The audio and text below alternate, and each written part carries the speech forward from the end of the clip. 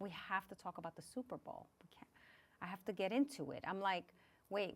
I don't want us to lose time. I feel like, I don't know, do you feel like this? Do you feel like there's so much to talk about with the Kendrick performance or no? Oh, the Kendrick performance was amazing. I think he did an incredible job. Okay, because I feel like there's so much to talk about with it because people are talking about it right now. There's a lot of people who are saying it wasn't as good as they thought it was going to be. Like, there's a lot of dialogue online, people debating how they feel about Kendrick's performance. So you loved it. I enjoyed it, but most importantly, I think what I loved the most about it was just the message.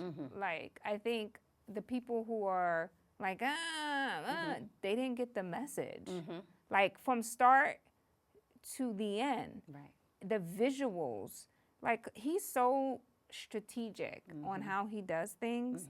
Like, from when he opened up with the revolution will be televised, you know, when he said this is bigger than music, like from having Samuel L. Jackson playing Uncle Sam doing this performance during Black History Month in front of the president of the United States of America, having the American flag on the backs of brown folks, Black and brown folks with the American flag. It was just so strategic, from the freestyle song to like the songs that he performed.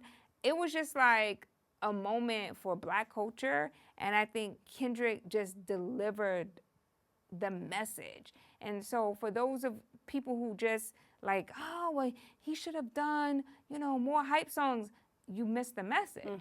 Because he was on par with what he was trying to get across. And it wasn't like, I'm going to just dance and do the biggest hits. No, I'm going to educate y'all in the process. I loved that he did that. I did. I really appreciated it. I think Kendrick has always been this artist that's super artistic, right? You can dig and get all the Easter eggs in his performance. I'm watching this online. They're saying like, oh, did you see this? Did you catch this? I love that about Kendrick. But if I'm being honest, the thing that I really loved about his performance was that he trolled at the Super Bowl. So I'm looking at this different. Like, that was petty. And I appreciated it because Drake said what his line about the Super Bowl, whatever, and he actually trolled him. That was really some stuff that was insider for us, by us, right? Like, it was super insider. So, like, the majority of people that are watching and they're seeing this, they're not really picking up on, I think, what's going on just with the Drake beef. Yes, the entire country knows about the Kendrick and Drake beef. But that was petty. Like, him being out there, like, say Drake. Say Drake. I heard you like him young. Now, look. And the lawsuit part. I do think the lawsuit part, the say Drake, I love. I just can't, I can't get that out of my head. I love that because I felt like that was really bringing some hip-hop stuff to the Super Bowl. Not really caring, because I think the critique that, you know, I was debating somebody that night, and the critique that he was saying was like, well, it's the Super Bowl. It's supposed to be Michael Jackson, Prince, Beyonce, big. You're supposed to do more. And I said, this was some insider hip-hop stuff. So I appreciated the trolling, and I appreciated, and I want to say this because I do think the Drake beatdown, I do have an issue with that, right? With the way that the community is doing it. But I feel like, you know, Kendrick had to just, you know, with the whole game console. But Drake kind of self-inflicted that. No, I know, but I'm saying, like, it's not so much about Kendrick. I don't have the issue with Kendrick. See, I love what Kendrick did. I love that he did that at the Super Bowl. I love the hidden messages. I love the game control, you know, from the Super Bowl to the game over in the end, the way he did all of that. I thought that was brilliant. And I thought it was artistic, and it was on brand with how Kendrick does things. The problem I have is more so with the way people are responding to the Drake thing, right? So, like, I don't want it to be something that is so cancelable, right? Where people are looking at Drake now on some, like, get out of here, we don't care. Like, you know, I feel like listen, like that's mean. yeah, but It's mean. But I do love what he But did he- at the Super Bowl, and I but it's- did appreciate the but the it's petty. mean because he lost. But this is what people have to realize.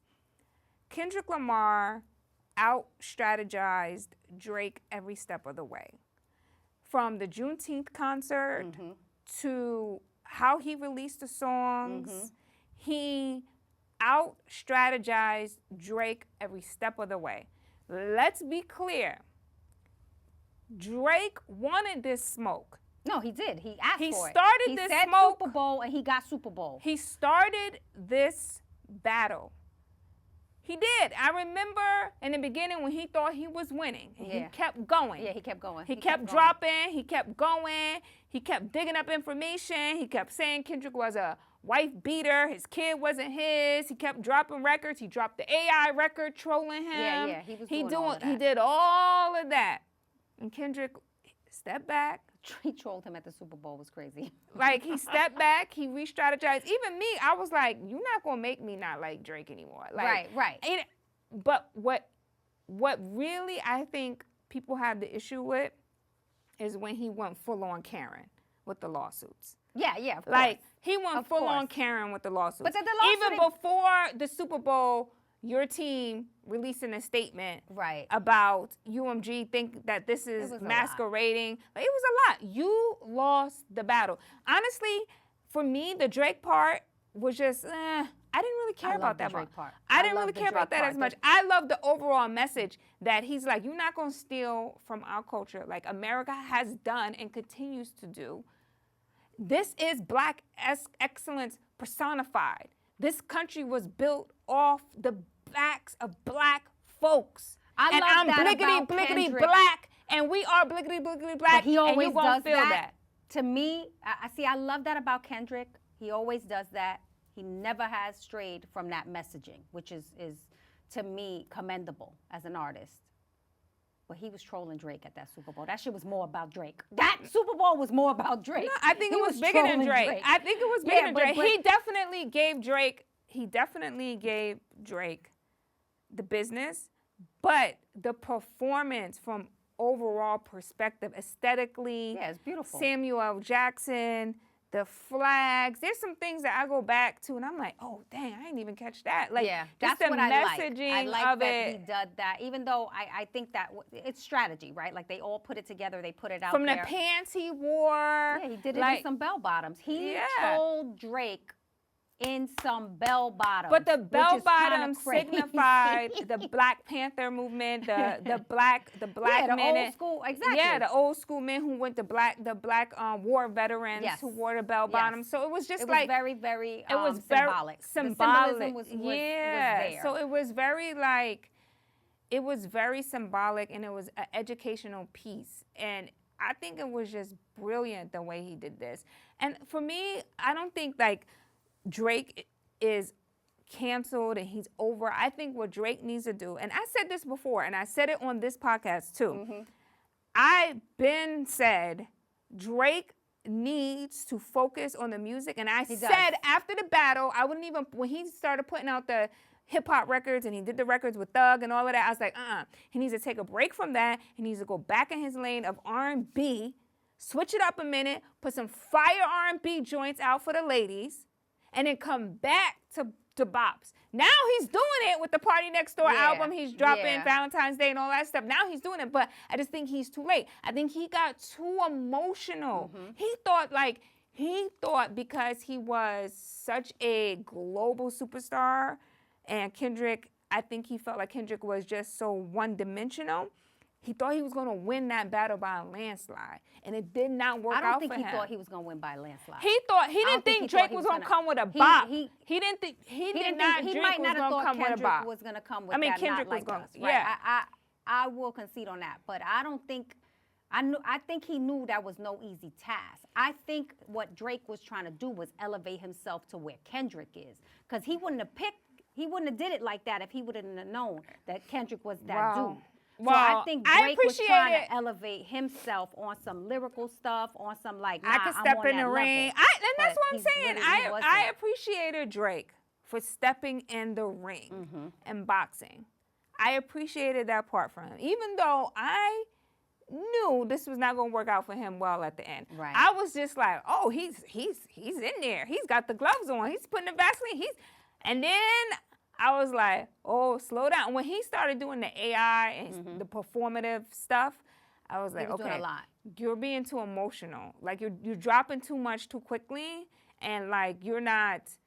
But he didn't think Kendrick was going to keep up. Right? Yes. But Kendrick was thinking first. It's kind of like the whole ether thing, right? Yeah. Like when Jay put the takeover out and then people waited, they counted Nas out before, but it was like, sometimes you got to sit back and say like, hold on, let me think for a second. Let me think about how I'm going to do this. But Kendrick said in his interview with Ebro on Apple Music and Nadeska, is that how you pronounce her name? Yeah. He said that his intention was to put the culture first. Like his intention was to go back to his roots of like battle rapping. Like this is what we do. And he was very intentional about that. He said it in an interview. Like he just wanted to just show what this is. And I think Drake just allowed him to out-strategize him every step of the way. And and then he just went Karen. Like he just went Karen. He did. And listen, but I did appreciate the petty. I did appreciate Kendrick. I love that side of him. Now we know, right? Because he is this person who puts this symbolism in music and has been doing this for a very long time and has always really been about the culture, hands down. But I don't think we never saw Kendrick being petty. And this was some petty stuff that he did. Because pulling his exes out too, the Serena Williams and the SZA stuff, yeah. I need to talk about that because I think that was great. I loved it. We loved the moment of Serena. And I wanted to ask you about that. I had thought about this before because I feel like this is something that a lot of men in hip-hop do, right? Drake is the biggest one. You break up with someone, he goes to your ex and does something with her. But I don't think it... Is this off limits? I didn't view it from that lens, right? I really didn't. I viewed it from... You didn't think that he was trolling him with the exes? I viewed it... No, I didn't even correlate SZA with Drake because that was just like... It's not such a public relationship. It really wasn't. It was just like some under the rug type thing. Serena Williams, I really put that on. That's some L.A. Compton. That's some L.A. because he literally said, don't you ever speak about Serena. Right. And Serena is from Compton. I felt, to me, I didn't even look at it in that moment, oh, that's Drake's ex. I looked at it like, yo, this some L.A., this some real Compton. We about to show you, this a culture moment. Like, you know what I mean? Like, you always talking about Serena. In your interviews, you talk about Serena. And I'm about to show you, we Compton, we standing together. That's some L.A. That was some straight up L.A. That's how I, like, looked at that. But, you know, I see people on the internet saying, oh, she still got Drake on her mind. No. I don't think she got Drake on her mind, but I think as an ex, you always got that little sort of, I could get him back a little bit. No, I think it was really for some, I'm riding out for the West. Yeah, but she knew. She was riding for the West, but she knew she was being petty too, which is great. I just felt like that was more of like, I felt like that was more of a West Coast personified ride or die. But it wouldn't have been that if not for the Drake factor. I get it.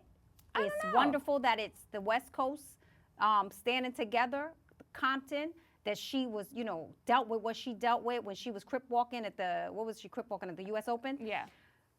Great. But it was the Drake factor that made it, that gave it the edge, that gave it the virality, really. Like a lot of this stuff is strategic, and I think it's smart in how Kendrick has decided to do it, because he's moving the needle where it needs to be moved, especially with the culture, my generation, and with the culture and what they are accustomed to right now in terms of consumption. So like this is how the audience has to consume the messaging. So the bigger message, right, that Kendrick was putting out there would have, I think, could have, I should say, not would have, but could have been lost had it not been for the little nuances of the beef that made this messaging, you know what I'm saying, like gave it a bigger platform, right? I think Kendrick is that smart. Like, I think that I disagree. I feel like he put it all into motion, and he continues to do it knowing that he's coming behind it with some real stuff. It's kind of like when you give your kids broccoli, right? And they don't want to eat it, so you got to cut it up real small and put it in the good stuff. Like, that mentality is what he's doing. I don't think the messaging would have got lost if it wasn't for the Drake factor. He wouldn't have been at the Super Bowl if it wasn't for the Drake factor. If it wasn't hands down, he wouldn't have. Jay-Z would not have picked Kendrick if it wasn't for the Drake factor. If the song wasn't as big as it was. It wouldn't have been as big as it was if it wasn't for the Drake. The whole beef, the whole Not Like Us, like, as great as that song is, you take away the Drake factor and you don't have the same impact on the culture that you have. I disagree with you. I think the message, the climate that we live in right now, and the whole conversation surrounding Black Americans, surrounding DEI, and all the things that is happening in the community as it pertains to Black people, I think that message would have went without Drake. Period. Because of the climate that we're in. He wouldn't have even been on the stage. But the record was so big, culturally big. Now the record probably wouldn't have been made if the beef didn't happen. But the record is big because it is a culturally relevant record. Everybody loved the record. Not everybody loved the record because of Drake. No, everybody loved the record. The record is just a moment. It's a moment, but I'm whole saying, West Coast but moment. I'm saying that moment is lost without the Drake factor. Like, people put out great records every day, right? Kendrick has been making great music his entire career from the Section 80. Kendrick has been phenomenal. And a lot of people have seen that and said it and followed it from the inside hip hoppers, listening to him, studying what he's doing. He's been phenomenal. This Drake thing put him on a whole nother level. This battle, this saying, hey, I'm gonna really show y'all what I'm about. Let me show y'all my petty. I think that whole thing, and I think he knows that, and I think he understands, I think he's that smart to be like, I'm gonna take this and ride it so that I can give y'all what I need to give y'all. Because unfortunately, it's what our generation and the generation behind us is what we understand. We understand this culture more from even the controversy that's in it. Do you know what I'm saying? Like, the beef and the stuff, like, it's almost like we don't even put the stamp on people until they deal with some adversity like this. That's just how it's been. The greats have had to. When someone is great and we see them in that great top spot, we're like, okay, you're great. But we start throwing stuff at them. Like, well, let me see how great you are. Go ahead, let me see if you can handle this. And I think when the Drake thing presented itself to him, it was a moment. He had to deal with it. He dealt with it accordingly, and he triumphed in it. But this Not Like Us level doesn't get there without that moment of him having to face and deal with that battle. I don't think so. And I think because the battle was started by Drake. I get it. But I'm not understanding. Like, it was a culturally relevant song. I know, but it doesn't happen. It doesn't get to the level that it's at right now at the Super Bowl.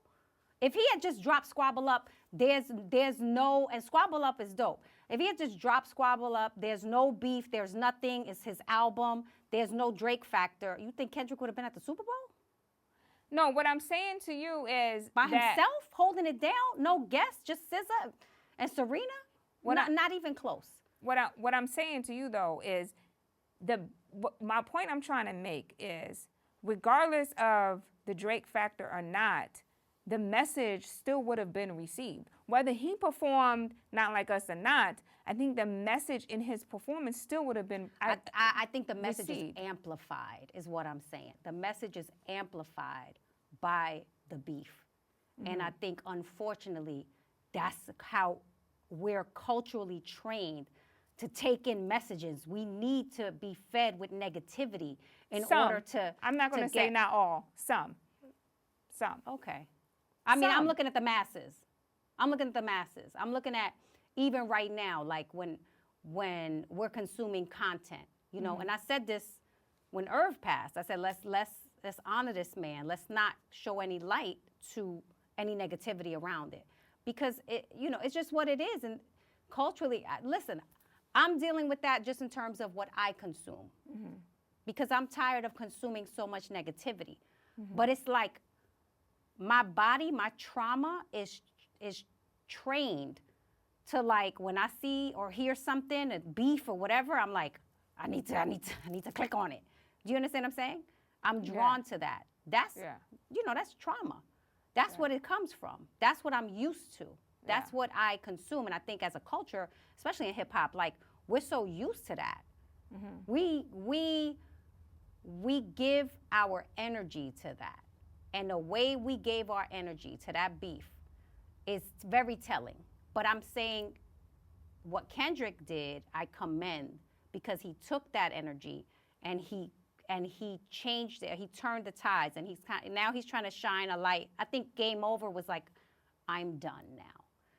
I done gave you the Super Bowl, the Grammys, everything I gave y'all for 6, 7, 8 months. But I think I'm done now. I'm gonna give y'all some positivity. His messaging throughout this has always remained the same. It's bigger than music for him. It's about Black people. He feels like Drake is a colonizer of the culture. He's literally rapped about that. He's literally rapped about Black oppression and racism, and like, it's bigger for Kendrick. Like, his whole performance was on Juneteenth Day. But I get it. But it's been like that for Kendrick. But he's been fighting that same battle the whole career. So I'm saying that messaging would have still been received whether he did that or whether he did not like us at the Super Bowl or not. I feel like the performance was so artistic, and that message on so many levels was presented. A question for you. Do you remember Kendrick's Grammy performance from 2016?